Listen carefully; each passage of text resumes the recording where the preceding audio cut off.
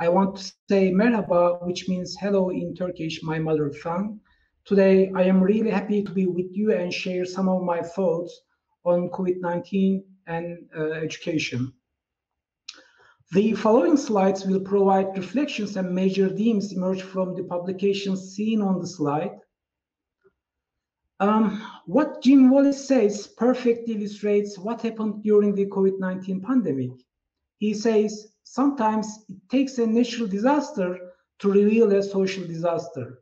In our case, a butterfly flapping its wings was enough to reveal the global social disaster.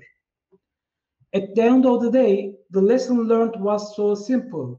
With online and offline connections, the world is a global village, and a butterfly flapping its wings in Asia can cause a hurricane all around the world. Currently, it seems that the global education system is in the middle of this hurricane.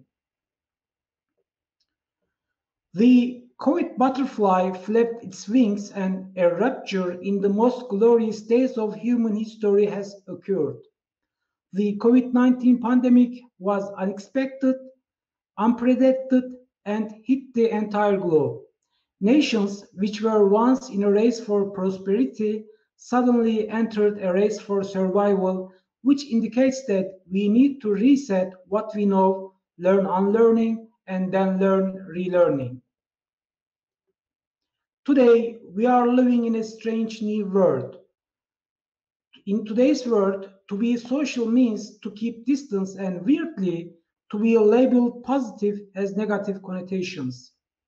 These developments suggest that we are on the brink of a new future. In this future, the time would be understood in terms of BC and AC to indicate before and after COVID-19. In fact, we are going through a global reset of many things, including education. The COVID-19 pandemic has been more than a crisis. In fact, it has been a global wake-up call to change our paradigms and the way we perceive the world.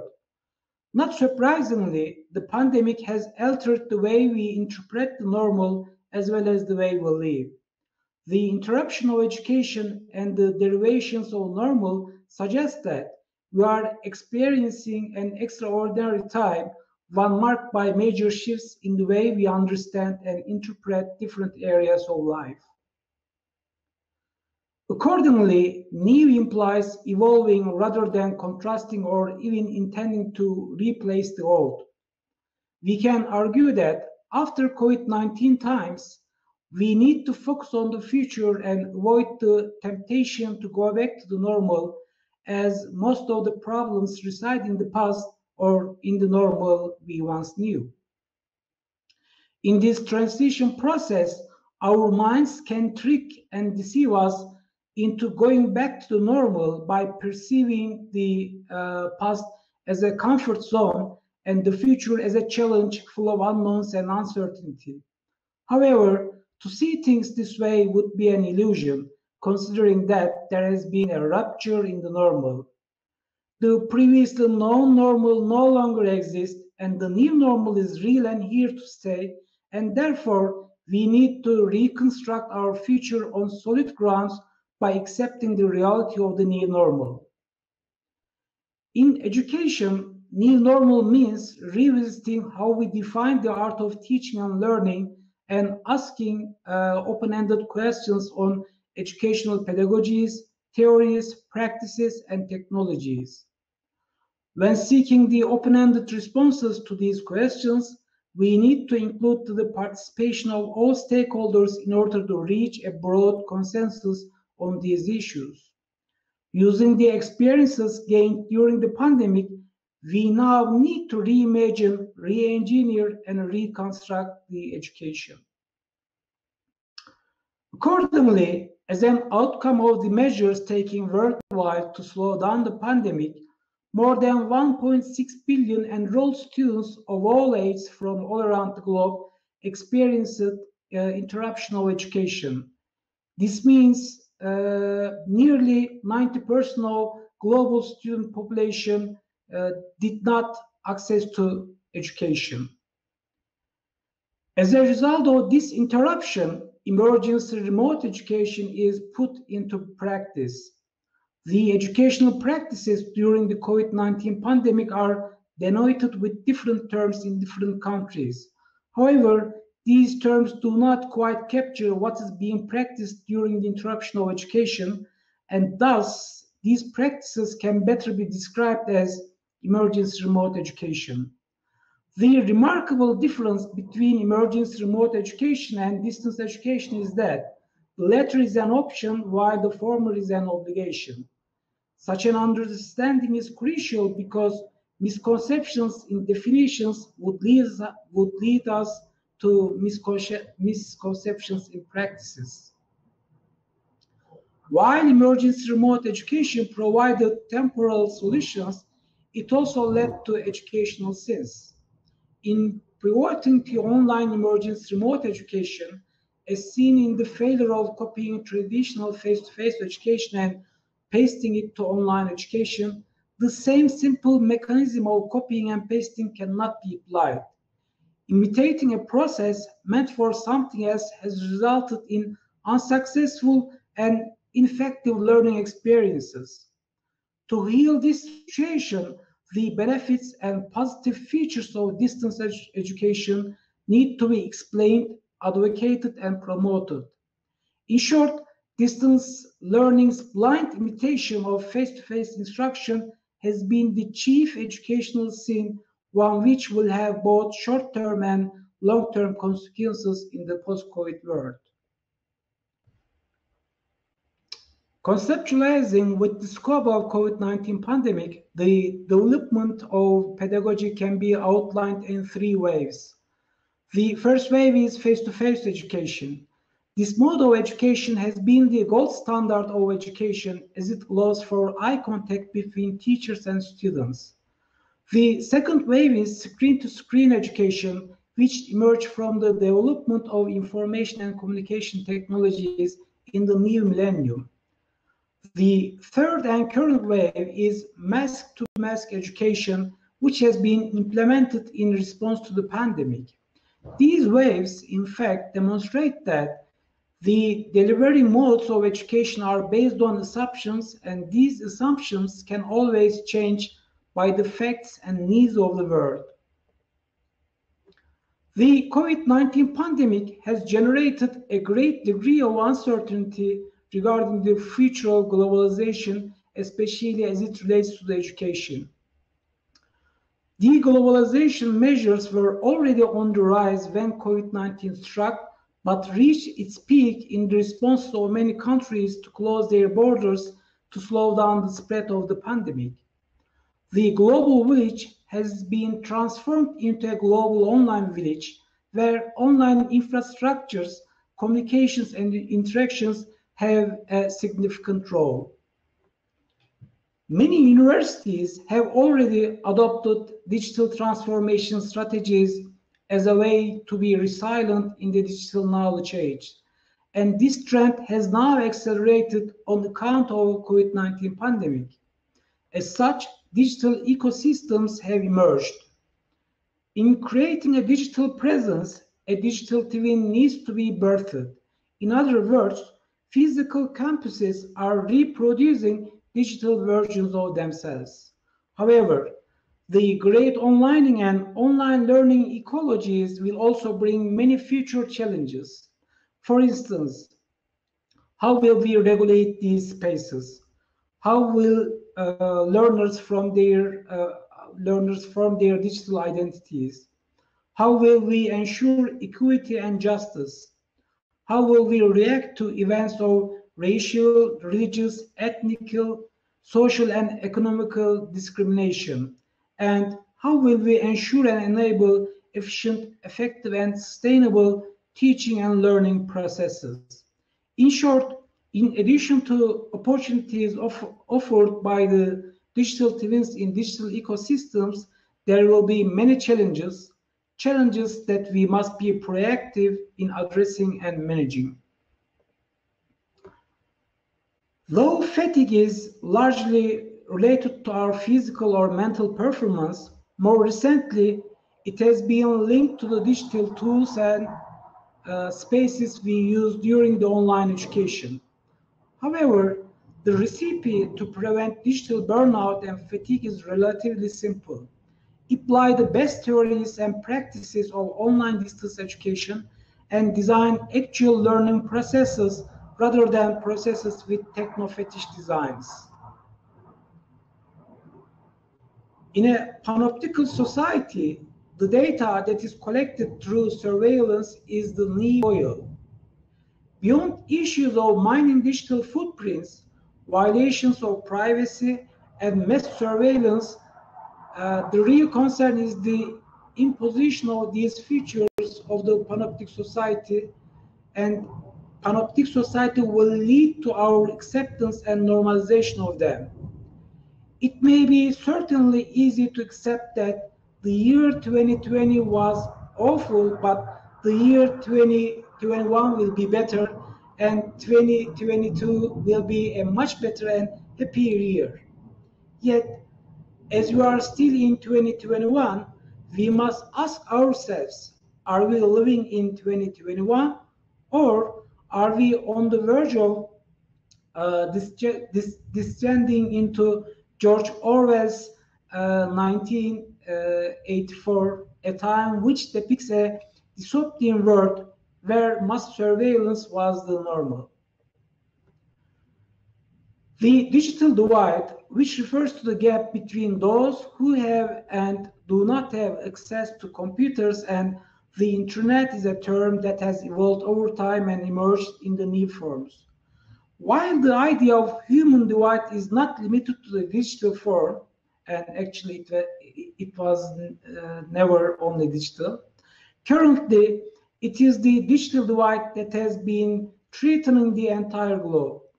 And while we are already well aware of the cultural, religious, ethnic, and economical divides that separate humanity from the educational perspective, we are now witnessing that the digital divide is far greater than we imagined, as it is responsible for inequities and injustices.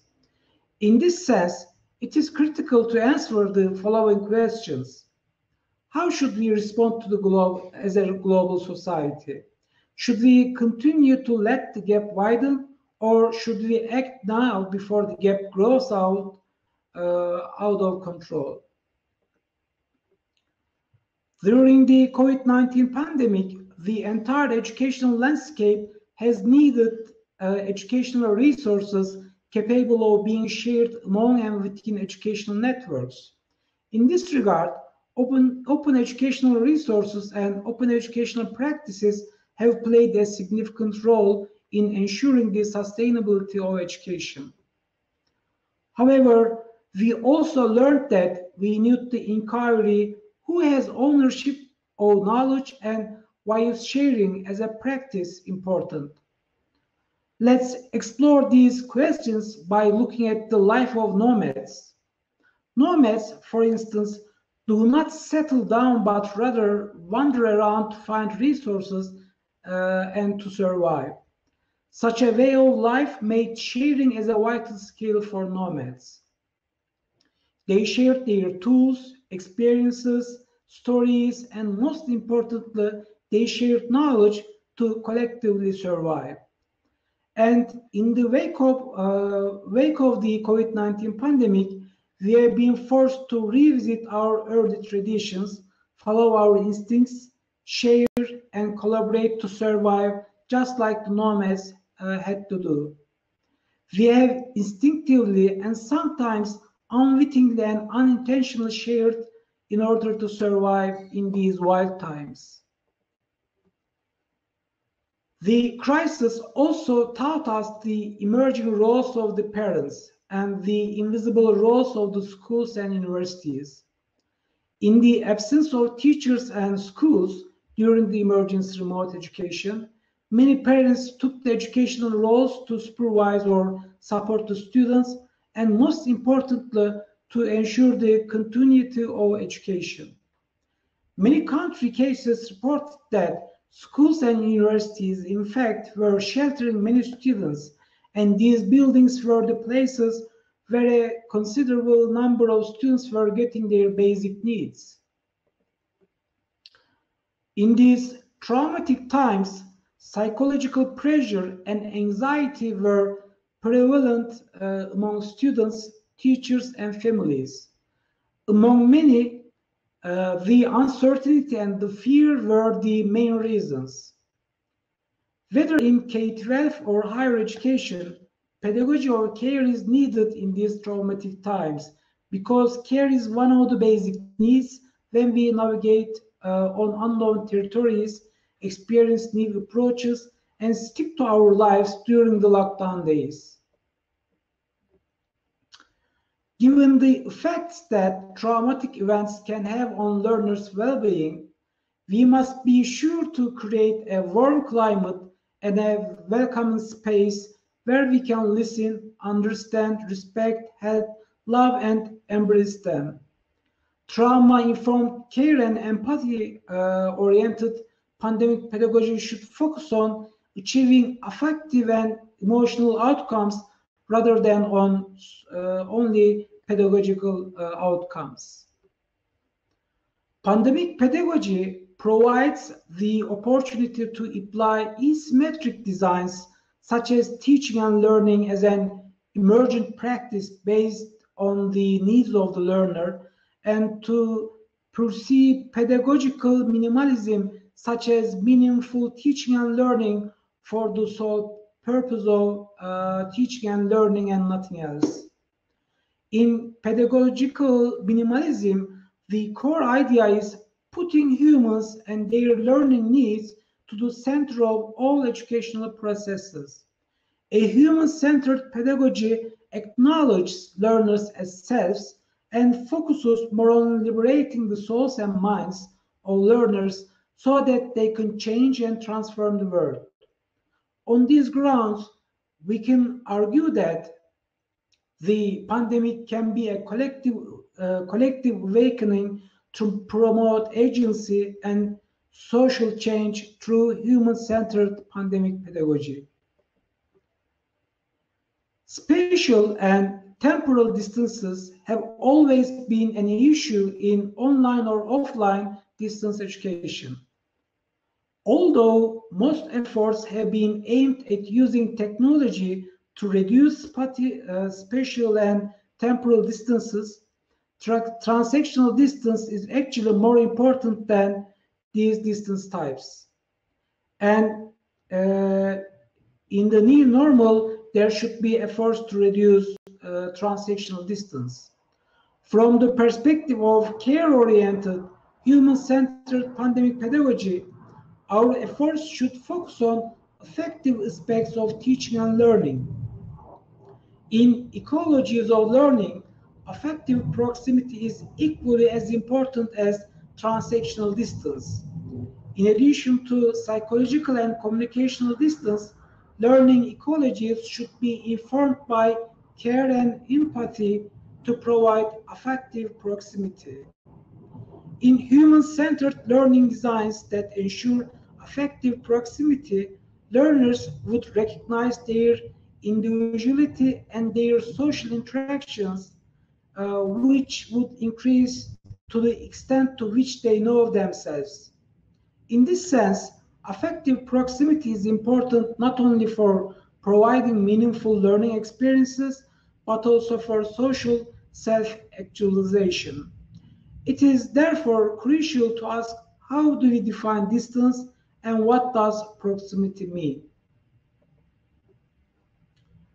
During the first phase of the pandemic, collaboration and sharing among the individuals and institutions were the first reflex in many countries, and these countries were able to soften the first wave of the COVID-19 crisis. Support committees and mechanisms were effective, and their scope included emotional and pedagogical support. The inequalities were not new, but they were now clearly visible through the lens of COVID-19.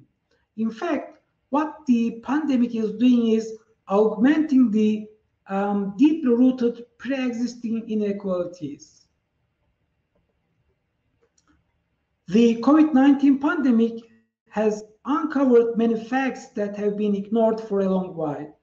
As we started wearing masks, the real features of higher education have been unmasked. And we can now see higher education with no clothes. And if higher education is naked, with nothing to cover its faults, we can and we should scream out, the emperor has no clothes. We also learned by experience that the soft skills and digital competencies were necessary for the implementation of the emergency remote education. Unless we can use the tools effectively, investing in hard technologies such as computers and internet will not contribute to creating success stories. However, soft technologies such as theories and approaches are equally important, and we need the right mix, a harmony between these technologies. Following the new normal, there will be a tendency to adopt blended or hybrid modes of education, which comes from the idea of blending the strengths of one type of mode and neutralizing the weaknesses of others. This means that we will be able to provide more flexibility, openness, and different entry points for those who seek for knowledge. On the other hand, as educators and educational institutions, how well we are prepared for hybrid and blended learning.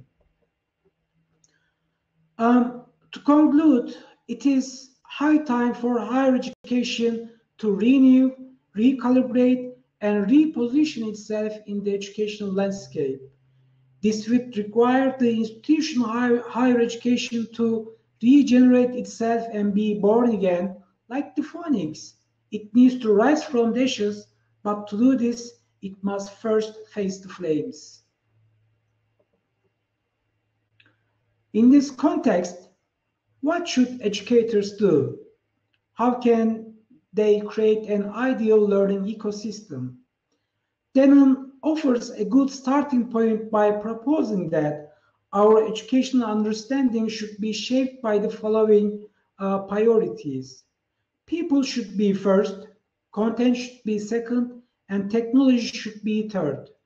In the end, technology and education are meant to be for people, and such an approach should always be our mantra as educators. We have to center our arguments on the human, not on the technology or the content.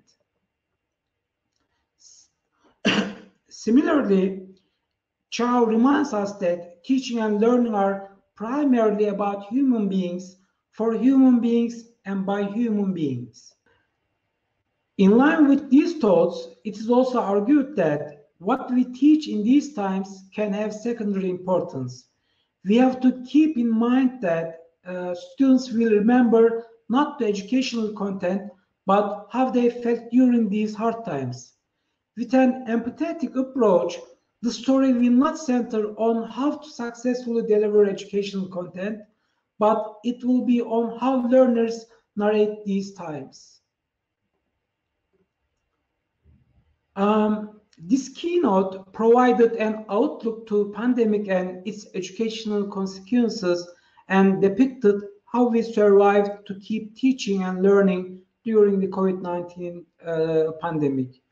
But the question is never what we did in COVID-19 pandemic, but what we will do for upcoming interruptions.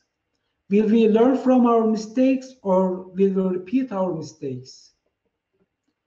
As a final reminder, I would like to note that in the educational kingdom, context is the king, content is the queen, quality is the crown, and care and empathy are the kingdom itself. This kingdom is built upon and ruled by the founding principles, equity and justice, and is committed to inclusivity, diversity, and accessibility. The inhabitants of this kingdom are in seek for meaning, knowledge, and wisdom to realize themselves, transform their environments, and make their learning ecology a better place, not only for themselves, but for everyone and for everything. By its definition, an alchemist transforms or creates something through a magical process. In his magnum opus work, The Alchemist, Paulo Coelho narrates that when you want something, all the universe conspires in helping you to achieve it. Inspired by these words and the way alchemists are defined, it is our hope that educators will take the role of the alchemist and develop, refine, purify, and perfect the educational system to achieve a learning ecosystem that works for everyone. As educational alchemists, we should dream of a better future, fight for it, work for it to ensure that education evolves into its true and ideal form. Thank you for being here and listening to me. Please do not hesitate to communicate for further queries and discussions. Thank you very, very much, Professor Bozkurt, for that thought-provoking and engaging presentation. I believe in Turkish, I should say teşekkür ederim, or is it ederim? Thank you. I'll get it right. That was a great pronunciation, yeah? Thank you very much.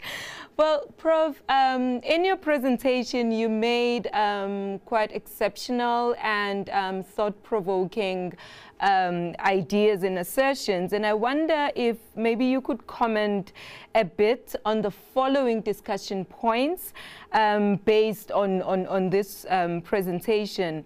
The first one is a question that was actually posed during the Silver Lining for Learning episode 68.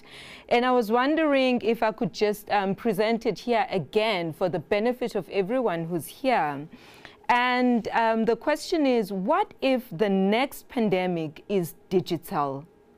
And with your research experience and insight, what can current research trends, data mining and so on, how can these trends be used to prepare for the future of distance learning? Any thoughts?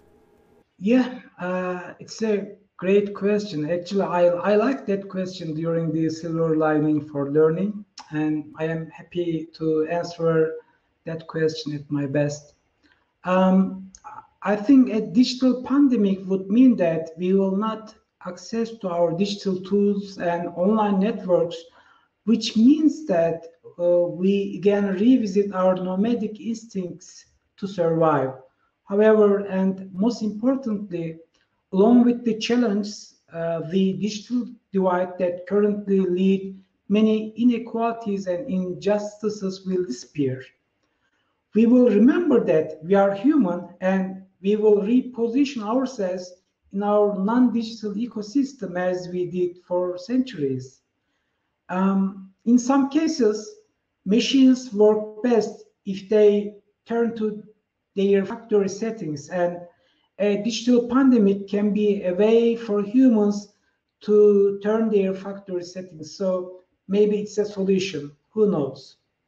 And when it comes to the future trends, I think the future trend will probably focus on soft technologies rather than hard technologies. I mean, when I say soft technologies, I mean approaches, techniques, models, and when I say hard technologies, I mean like tools like computers, television, or mobile phones.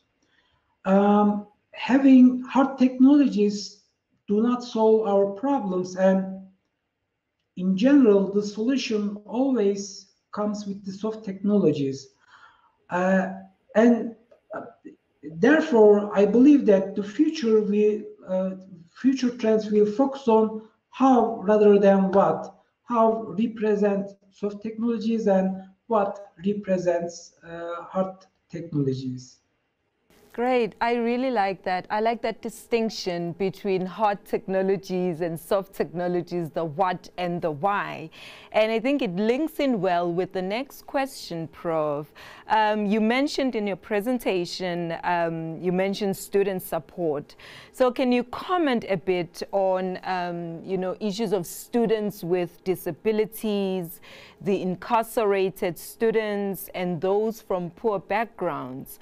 I guess I'm asking for a comment on, the inequalities that have been laid bare by the pandemic and the role of inclusive education in trauma-informed pedagogy. I think you called it emergency remote education.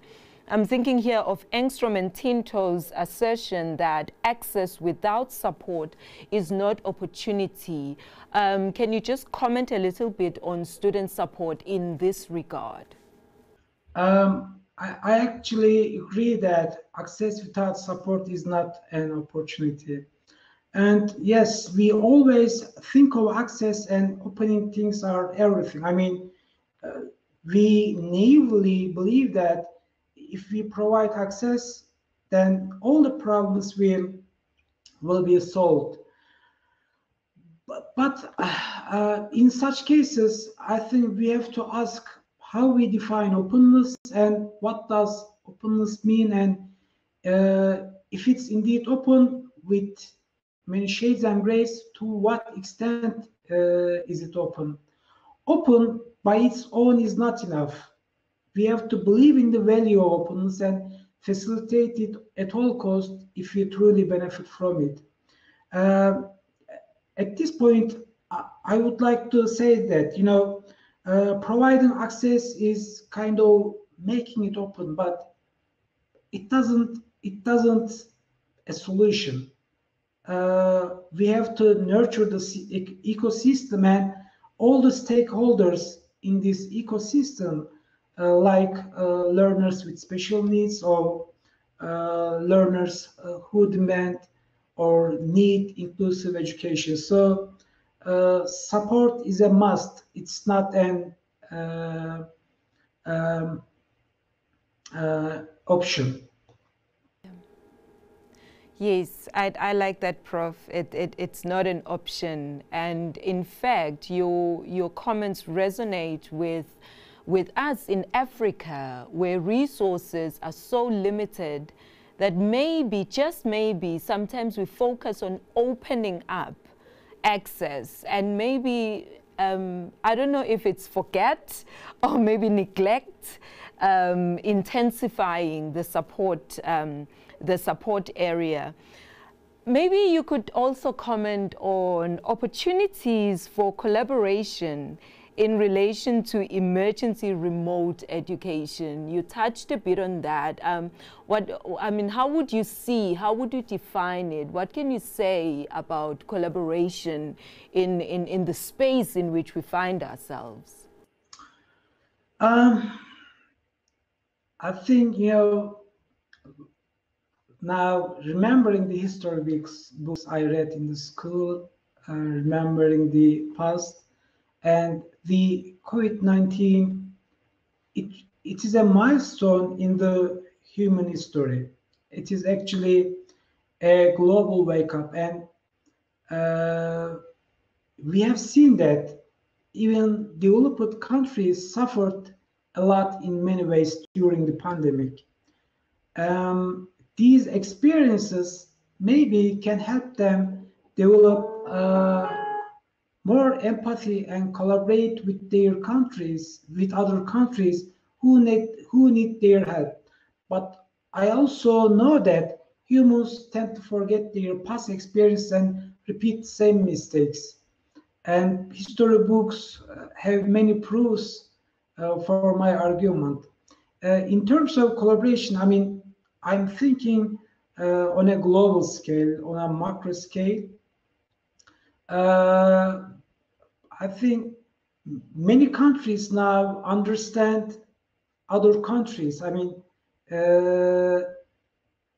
To survive, to be strong, we need collaboration, and now we learned this by experience.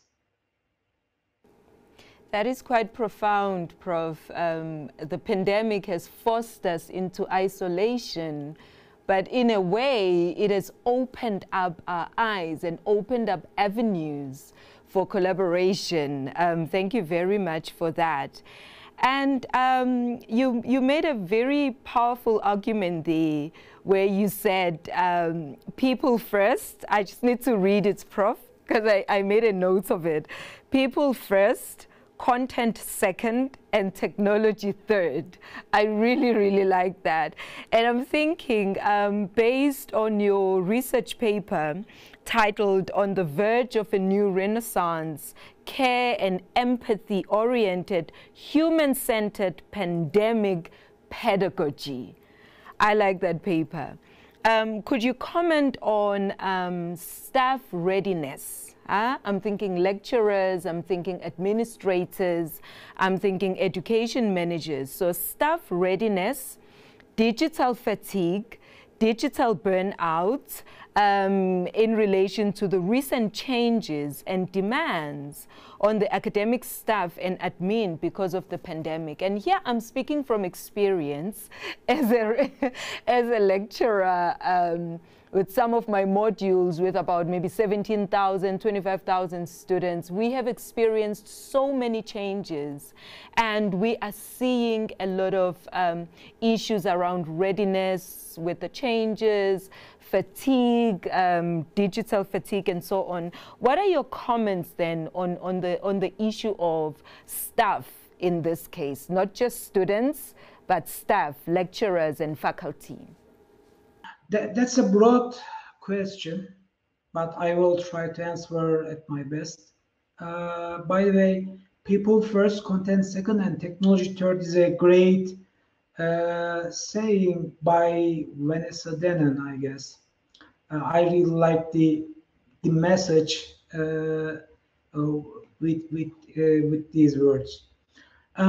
Interestingly, we generally believe that if we invest in technology, we will find solutions to many of our problems.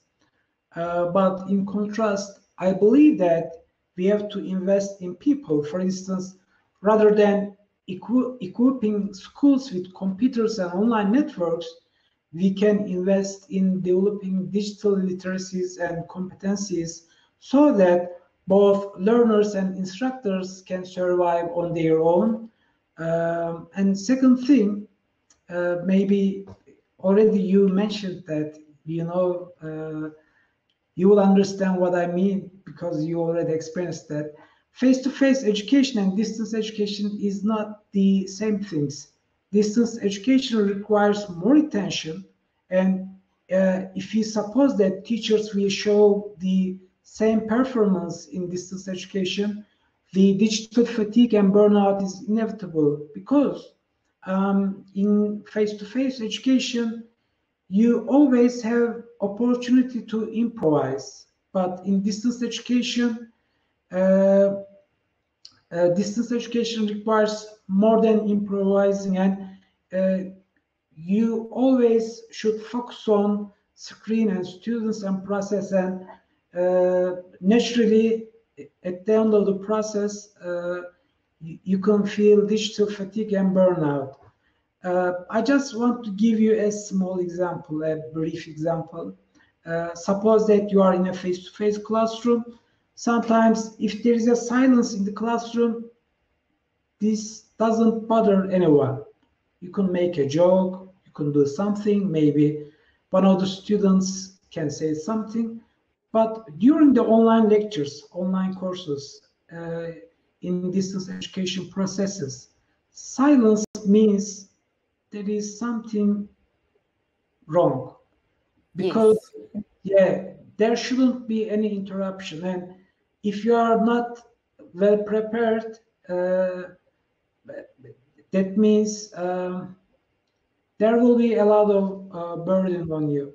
In Turkey and in many countries, the problem, I think the main mistake was that, let's say you have a 30 hours of class in a week, and you are supposed to give a 30 hours of class during the online education. But it is honestly a great challenge to look at the screen, plan everything, should always focus on the screen and students, watch them, monitor them, and even if you are lecturing at your home, there will always be some, extra things, and it is really a challenge.